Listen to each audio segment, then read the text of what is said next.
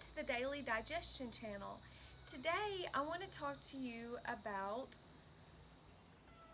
intermittent fasting and OMAD. One of the greatest things that I wanted to share on YouTube after having my bicycle wrecked a year ago was that, and it was just one of the greatest things that I learned ever, and it took a bicycle wreck of being on my back for 3 months, not being able to go to the bathroom, not being able to eat, and literally having to heal myself by drinking green juices and eating raw foods. And one of the things I realized, and I was so worried about, was that I wasn't getting enough to eat, because on a vegan diet, everyone knows that you have to eat a lot of food in order to get all of your calories and carbohydrates and everything in. So that was my greatest fear and concern. And then, so after not being able to eat and healing my body, 6 months later, I did a lot of research on intermittent fasting and OMAD. I came across, I was naturally doing the intermittent fasting because I couldn't eat. I went on a 15-day juice fast. I basically was just eating raw foods, and I wasn't getting the 2,000 amount of calories that, my body needed. So, because I think the RDA recommends, that you get so many calories. And guys, one of the things I found out is we don't need as many calories as they try to tell us that we need to sustain ourselves. That's number one. Also, after researching about OMAD, the OMAD diet, one of the 3 benefits, I actually went on OMAD for 4 months, and it was the most healing experience ever that my body went through the whole time. It was even better than juice fasting. Well, almost as better than juice fasting. It's just I was able to eat foods while my body was healing. And if you don't eat food for 18 hours or longer, your body goes through this process called gluconization. And what your body starts to do is it starts to, number 1, balance your hormones. Number 2, atrophy, or autophagy, which your body starts to eat dead cells and old dying cells for food. And so it's like a renewing process of your body, and it takes the good stuff and eats it and uses it for fuel and spits the other stuff out. So it's like a self-healing mechanism, because it will even eat old and diseased dying cells for food. And instead of those cells staying in your body and clogging it up and just wasting or whatever, your body uses it.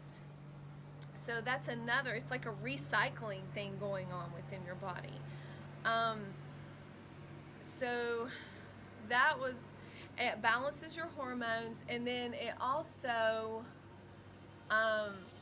stabilizes blood sugar.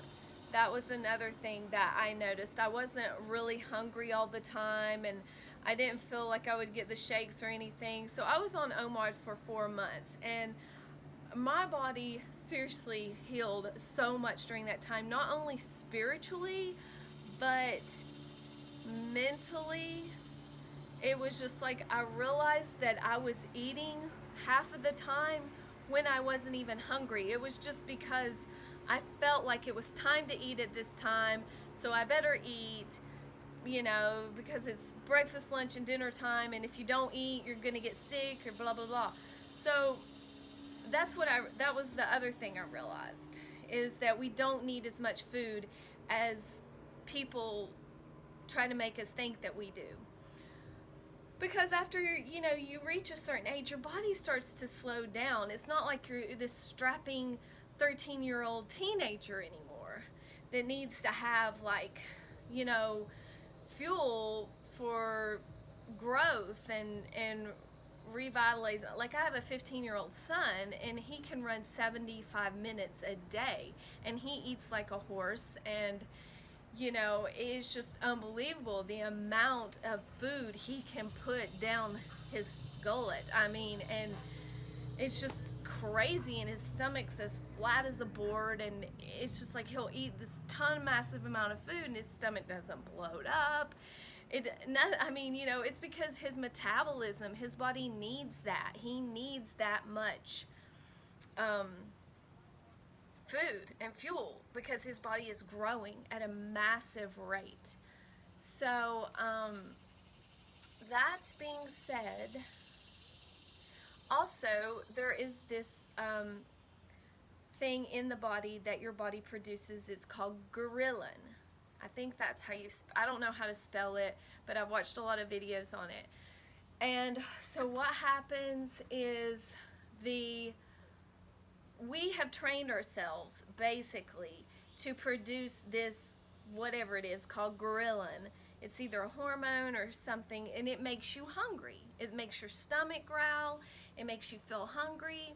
Well, when you eat at these times of the day, your body will produce that because that's when you normally eat.